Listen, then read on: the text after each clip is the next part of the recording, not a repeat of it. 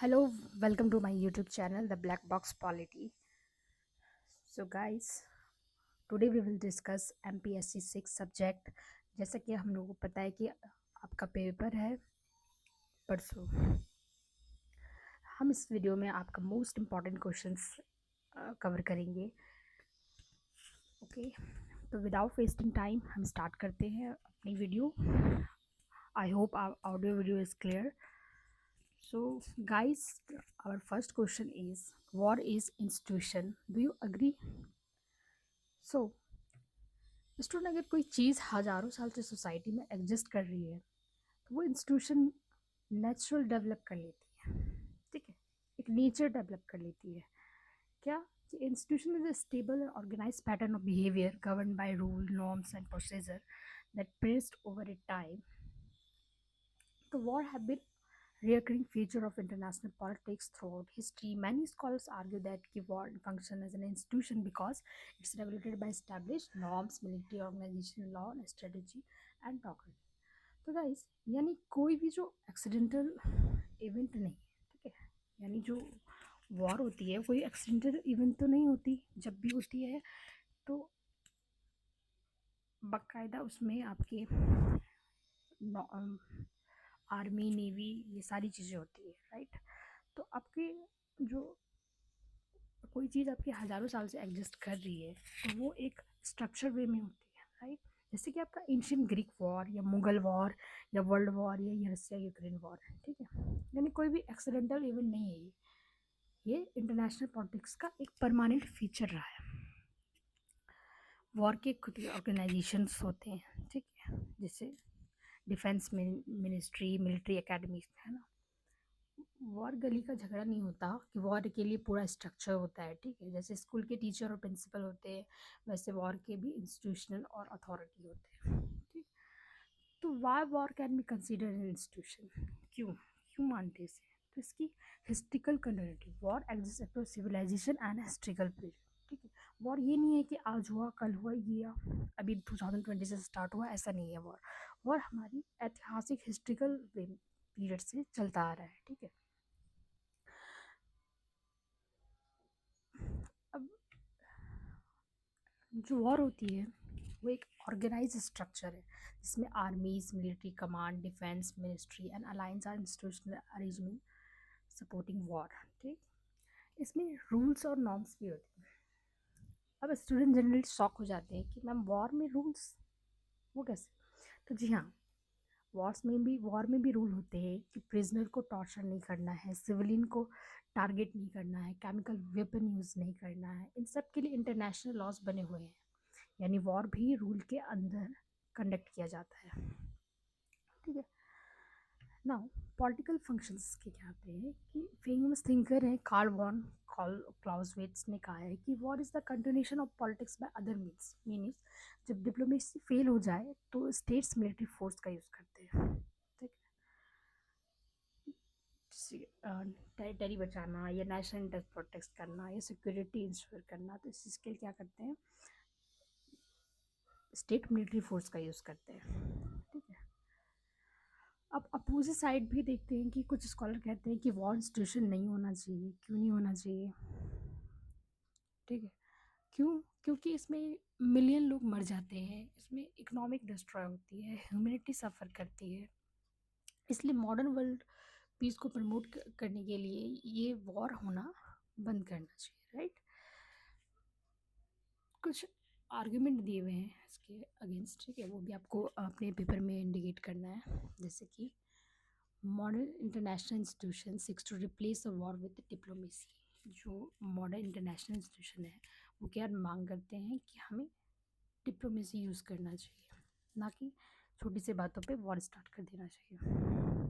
उसके बाद कंक्लूजन लिख देंगे ना, उसके बाद इसमें कंक्लूजन लिख देंगे कि war poses many characteristics of an institution due to its organization structure, ठीक है. Work is considered an institution because it possesses a continuity, organization, norms and political function. Modern international society increasingly seeks peaceful alternative to war. Next question है हमारा कि creation of international court of justice brought the world closer to the model of world government discuss. ठीक है, इसमें हमें बताना है जो इंटरनेशनल कोर्ट ऑफ जस्टिस के बारे में। स्टूडेंट इमेजिन करो कि एक ऐसी दुनिया है जहाँ एक ही वर्ल्ड कोर्ट हो, एक ही वर्ल्ड पार्लियामेंट हो और सब कंट्री उसकी बातें माने, तो उसे हम क्या बोलेंगे? World government. अब क्वेश्चन है कि आईसीजे की क्रिएशन ने क्या वर्ल्ड गवर्नमेंट की डायरेक्शन में वर्ल्ड को आगे बढ़ाया है? सबसे पहले हम फुल फॉर्म जानते हैं। आईसीजे का फुल फॉर्म क्या होता है? International court of justice. ये यूएन का हाईएस्ट कोर्ट है। इसकी लोकेशन आपको पता है तो आप कमेंट में बताइएगा। कंट्री के बीच डिस्प्यूट सॉल्व करना, ये इसका काम होता है आईसीजे का। ठीक है। International court of justice establish कब किया गया? 1945 में। इसका मेन प्रिंसिपल क्या था? ये एक यूनाइटेड इसका मेन प्रिंसिपल क्या था कि इसका एम था कि जो भी डिस्प्यूट हो रही है उसे सेटल करने का, peacefully and promote peaceful promote करना। ठीक है। तो how ICJ move the world toward a world government. ठीक है। इसका जो रूल होता है वो ग्लोबल लेवल पे बनाया जाता है। इसमें इनकरेज किया जाता है कि लीगल सेटलमेंट हो जाए डिस्प्यूट का। ठीक है। पहली कंट्री क्या करती है? फाइल। अब क्या कर सकती है? कोर्ट में केस फाइल, यानी वायलेंस की जगह लॉ का यूज़ कर सकती है। ठीक है। Now judicial authority function as a global court for sovereign state. जैसे इंडिया में सुप्रीम कोर्ट लॉ इन्फोर्स करता है, वैसे ही आईसीजे इंटरनेशनल लेवल पर लीगल प्रिंसिपल को स्ट्रेंथ करता है। Peaceful dispute settlement ICJ encourage करता है कि क्या क्या मेथड यूज़ करता है? नेगोशिएशन का मेथड, मीडिएशन का, लीगल सेटलमेंट का। ठीक है। इंस्टीट्यूट ऑफ मिलिट्री कॉन्फ्लिक्ट, सबसे पहला स्टेप उनका मिलिट्री कॉन्फ्लिक्ट नहीं, वो नेगोशिएशन यूज़ करते हैं, मीडिएशन करते हैं दो कंट्रीज़ के बीच में अगर डिस्प्यूट हो रही है तो इस चीज़ में। नाउ नेक्स्ट, एक मोस्ट इम्पॉर्टेंट थिंग आईसीजे में होता है कि इसकी जो जुरिडिक्शन होती है वो सारे स्टेट पे कंपलसरी नहीं होता है। ठीक है। जो इसका पार्ट है उन पे lack independence enforcement mechanism sovereignty remain dominated. ठीक है। नो वर्ल्ड, अगर कोई भी जजमेंट इग्नोर करता है, आईसीजे के पास अपनी पुलिस नहीं है। ओके, ये रिमेंबर रखना है आपको, आईसीजे के पास अपनी पुलिस नहीं है। नाउ अब इसमें हम कंक्लूजन नीचे लिख देंगे कि ICJ has strengthened international law and peaceful dispute settlement. ठीक है। Bringing the world closer to the idea of global governance. Sovereignty and lack of information enforcement prevent it from becoming a true world government. Now, the next question: trace the evolution of peace movement in the world. Peace movement are organized effort aimed at prevent of war, promoting a non-violence and building a peaceful society. Their development reflect humanity growing desire to replace a violence with cooperation. ठीक है। जो peaceful movement होती है, ठीक है student, piece movement का मतलब होता है वॉर और वायलेंस के अगेंस्ट ऑर्गेनाइज एफर्ट करना। आज हम देखते हैं कि ये मूवमेंट कैसे इवॉल्व हुआ है। सबसे पहले पीस का आइडिया रिलीजन से आया। ठीक, जैसे कि Buddhism, Jainism, Christianity and other tradition promote non violence promote करते हैं। इन्होंने क्या सिखाया? Compassion, non violence, love, harmony, corporation. Right. 19th century में कैसे पीस सोसाइटी, इंडस्ट्रियल रेवोल्यूशन के बाद लोग वॉर से थक गए थे, इसलिए पीस ऑर्गेनाइजेशन बनी, जैसे कि उनकी डिमांड थी डिप्लोमेसी, कॉर्पोरेशन, ये सब है ना।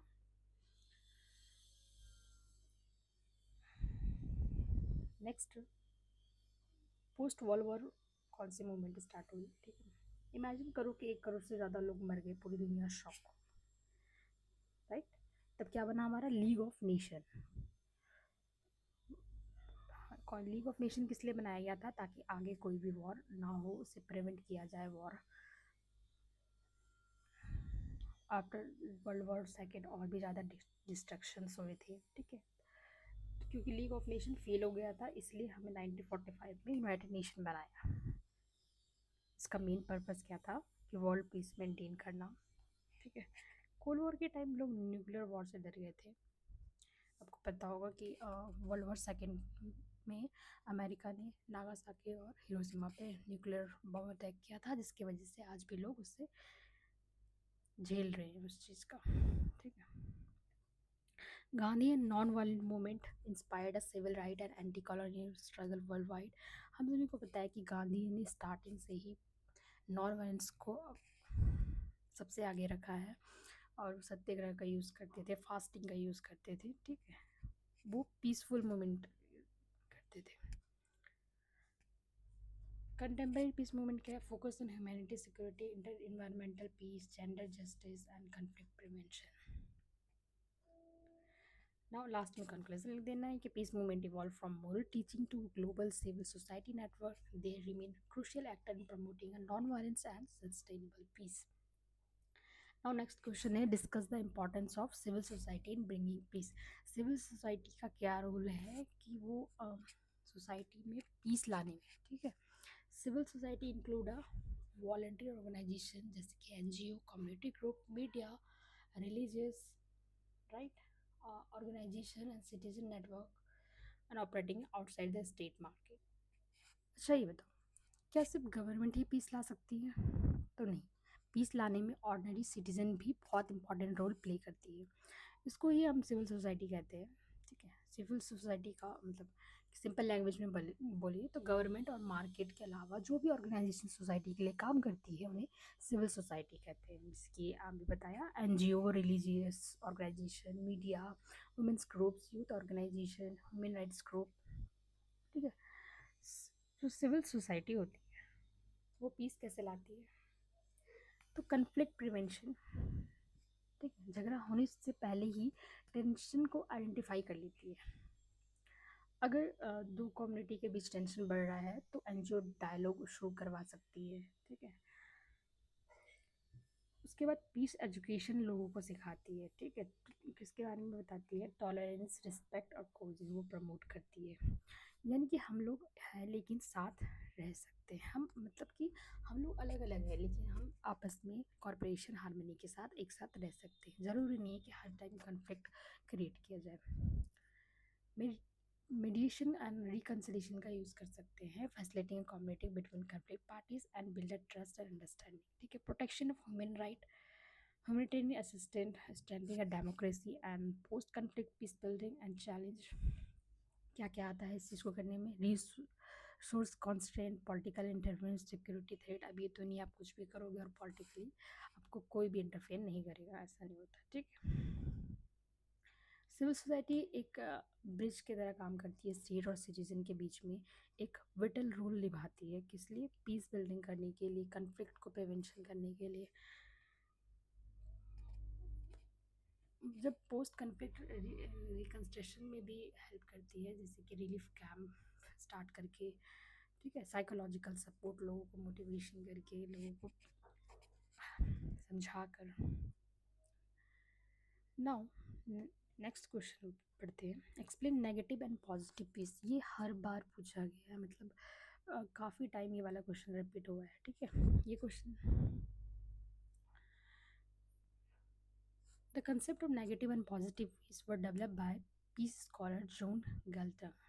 They provide a broader understanding of peace beyond the absence of war. Negative peace मतलब क्या है? जहाँ पे वॉयलेंस नहीं है, बस क्या है कि दो कंट्री ने सीज फायर कर लिया या फायरिंग बंद हो गई जैसे, लेकिन हेटेड अभी भी है। ठीक है, प्रॉब्लम अभी भी है, लेकिन बस क्या है, सीज फायर कर लिया। लाइक अभी जैसे कि अब एग्जाम्पल ले सकते हो, अभी वाली जो वॉर हो रही है उसमें भी सीज फायर ले लेते हैं वो।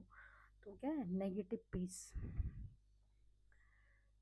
नेगेटिव पीस मतलब सिंपल याद रखो कि no war, no direct violence.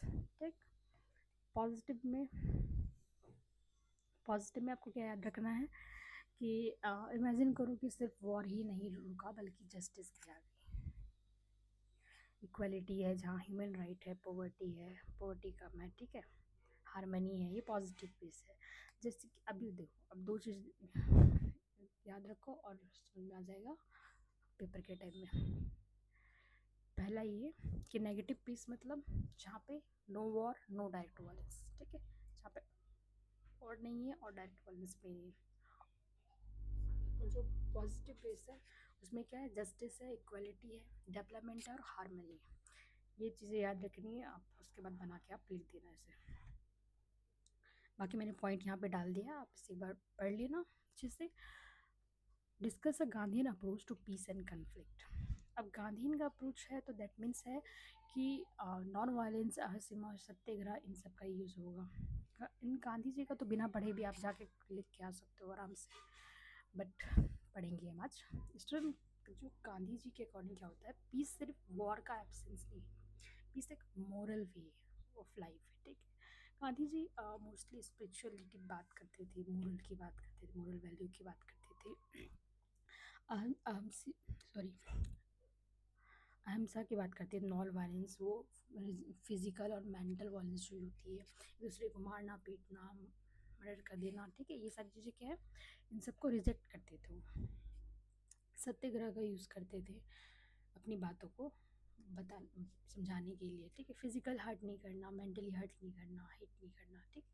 सत्याग्रह का मतलब है कि ट्रूथ की पावर, इनजस्टिस के अगेंस्ट फाइट करना, पीसफुली, नॉन वायलेंट। जैसे कि Indian freedom struggle British rule के अगेंस्ट रेजिस्टेंट हुई, लेकिन largely non violent method use हुई। ट्रूथ का साथ देना, गांधी जी कहते हैं कि truth is ultimate reality, peace truth के बिना पॉसिबल नहीं है। मीन्स एंड एंड से एंड अगर अच्छा है तो ठीक है, लेकिन मीन भी उतना ही प्योर होना चाहिए, उतना ही ट्रूथ के साथ होना चाहिए। गुड गोल को अचीव करने के लिए गुड मेथड भी होना चाहिए। रॉन्ग मीन्स से राइट एंड नहीं मिल सकती, गांधी जी के अकॉर्डिंग ये था, ठीक। रिकन्सिलेशन मतलब एनिमी को डिस्ट्रॉय नहीं करना, एनिमी को ट्रांसफॉर्म करना है, उसे समझा कर उसका हार्ट ट्रांसफॉर्मेशन करना है कि उसका दिल बदल जाए, ठीक है, वो दिल बदलना है उसका, अपने आप वो पीछे हट जाए, अपने आप वॉयलेंस से पीछे हट जाए, करना है। Gandhi ji approach emphasize non-violence truth, moral persuasion and reconciliation as a means of resolving conflict.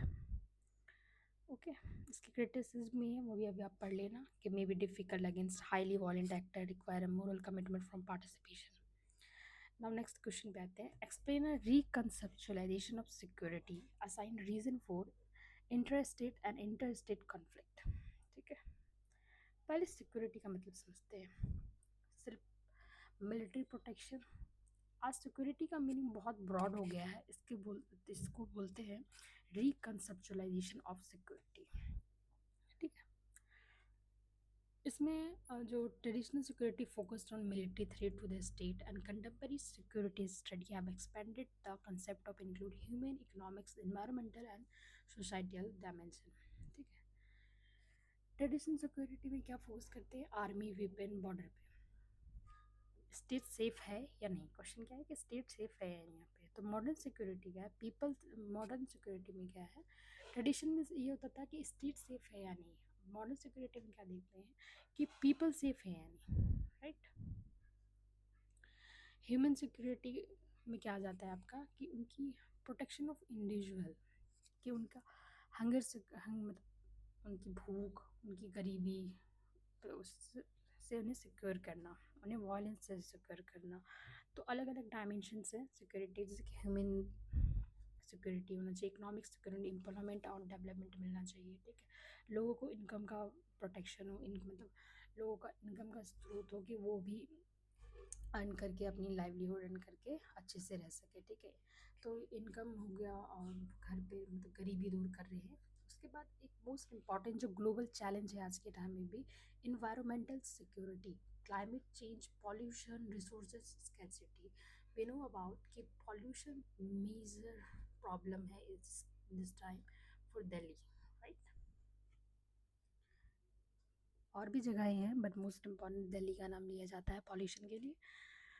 बाकी इजी है, अब लिख देना इसमें, ठीक है। क्या रीज़न है इंट्रा स्टेट कॉन्फ्लिक्ट के, वो यहाँ पे दिए कि एथनिक टेंशन, दो अलग अलग कल्चर के लोगों के बीच में लड़ाई हो जाना, रिलीजियस डिवीजन, अलग अलग लोग, अलग अलग रिलीजियस के लोग हैं, आपस में उनके विचार न मिलना, उस टाइम पे कॉन्फ्लिक्ट हो जाना, ठीक है। पॉलिटिकल एक्सक्लूजन, इकोनॉमिक इनक्वालिटी है, weak governance, competition over resources, identity politics, ठीक है। तो ये थी इंट्रा स्टेट कॉन्फ्लिक्ट। और ये नेक्स्ट क्या है, reason for inter state conflict, territorial dispute, border disagreement, resources competition, power rivalry, ठीक है, national security dilemmas, ideological difference. ये इजी आप आराम अपने आप बना के आराम से लिख सकते हो इसमें, ठीक है। कंक्लूजन आपको क्या देना है इसमें? सिक्योरिटी क्या है? Today extend beyond military threats to include human welfare, development, health, environmental concern. सिर्फ इस टाइम पे मिलिट्री थ्रेट नहीं है, ठीक है, इसके अलावा भी हमें सिक्योरिटी चाहिए। किसमें? ह्यूमन वेलफेयर के इसमें सिक्योरिटी चाहिए, इकोनॉमिक लेवल पे सिक्योरिटी चाहिए, पॉवर्टी से दूर करना है, डेवलपमेंट चाहिए, हेल्थ सिक्योरिटी चाहिए, इन एजुकेशन सिक्योरिटी मिलनी चाहिए, and most important environmental concern को ध्यान में रखना चाहिए, right. And the next question is discuss the challenge and threat of international terrorism.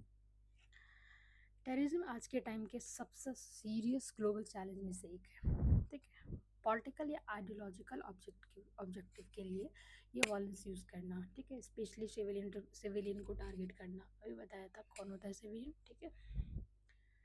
इससे क्या होता है नुकसान? सबसे ज़्यादा नुकसान क्या होता है कि threats to human life, threats to international peace, ये इंटरनेशनल पीस भंग कर देते हैं, ठीक है। इकोनॉमिक इम्पैक्ट करते हैं, और कहीं पे भी बम गिराया, कुछ गिराया तो क्या होता है, इंफ्रास्ट्रक्चर पे डैमेज कर देते हैं, ठीक।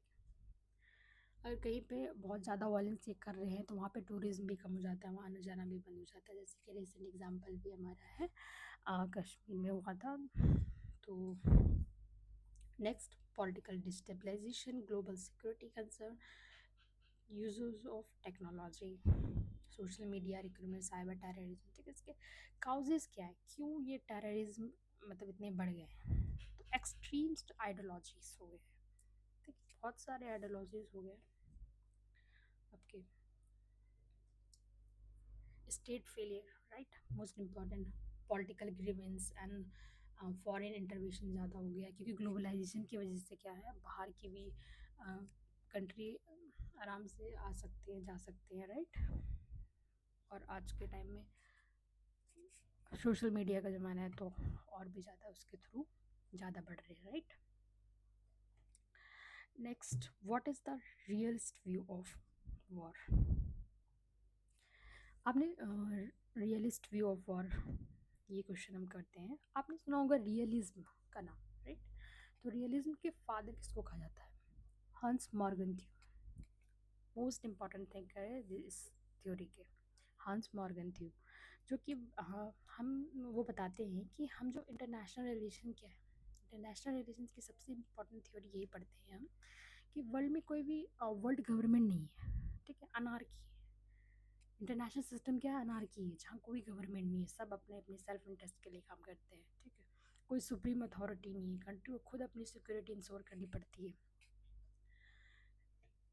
तो इसमें हमें ये पढ़ना है कि जो रियलिस्ट व्यू ऑफ वॉर में, कि realism is a major theory of international relation that view international politics as a struggle for power among state operating in an anarchical international system, ठीक है। रियलिस्ट व्यू ऑफ वॉर आप पढ़ते हैं क्यों, Y war happen, क्यों होता है, power struggle, ठीक है, नोवल गवर्नमेंट एग्जिस्ट, बता दिया मैंने आपको। नेक्स्ट, सब क्या करते हैं, pursuit of national interest, state seeks survival and power.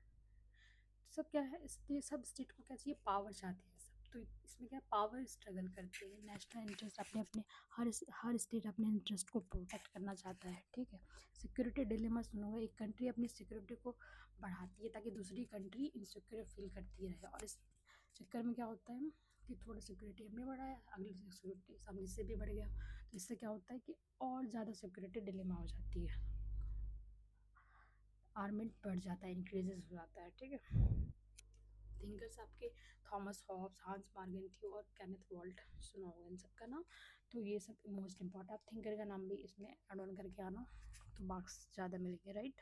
Niccolo Machiavelli बताया।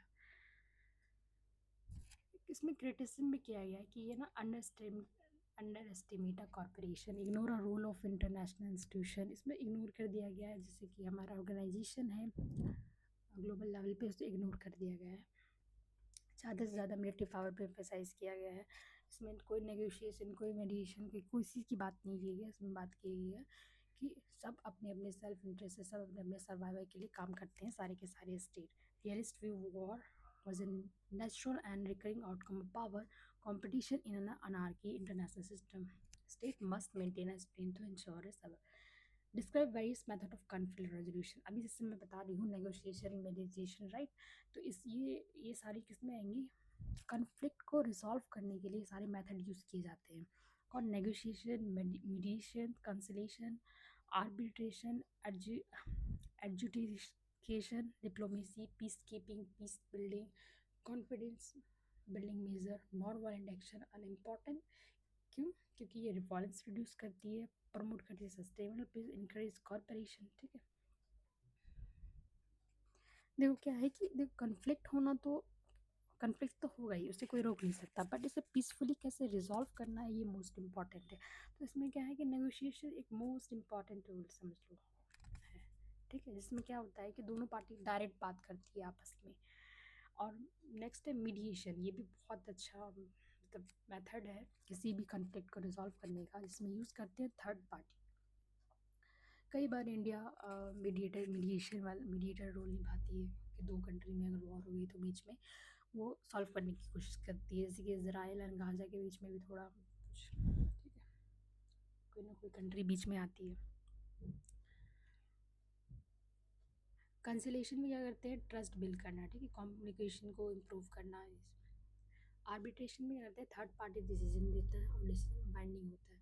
तो थर्ड पार्टी आके उसे रिजॉल्व करेगा. फॉर एग्जांपल मान लो कि दो कंट्री में कन्फ्लिक्ट हो रही है, उसमें यूएन आके अपना डिसीजन बताएगा और फिर वो उस पर बाइंडिंग हो जाएगी. ठीक. एडजुडिकेशन में क्या होता है, कोर्ट के थ्रू डिस्प्यूट को रिजॉल्व करना. जैसे कि अभी स्टार्टिंग में ही हमने पढ़ा था कि इंटरनेशनल कोर्ट ऑफ जस्टिस. ठीक है. इसमें उसकी बात हो रही है. डिप्लोमेसी का यूज़ करना, स्टेट को डिस्कशन के थ्रू सॉल्यूशन ढूंढती है. Peace keeping, neutral force cease fire maintain करती है often under the United nation. Peace building, जिसमें रूट कॉजेज को एड्रेस करना. ठीक है. And next okay. बाकी बाकी वीडियो ज़्यादा लंबी हो जाएगी, इसलिए वीडियो ज़्यादा लंबी ना हो जाए इसलिए अब हम यहीं पे समाप्त करते हैं. अगर आप वीडियो आपको पसंद आई हो और समझ में आया हो तो वीडियो को लाइक करें. ठीक है. Thank you. नेक्स्ट पार्ट 2 आपका जल्दी आ जाएगा. Thank you.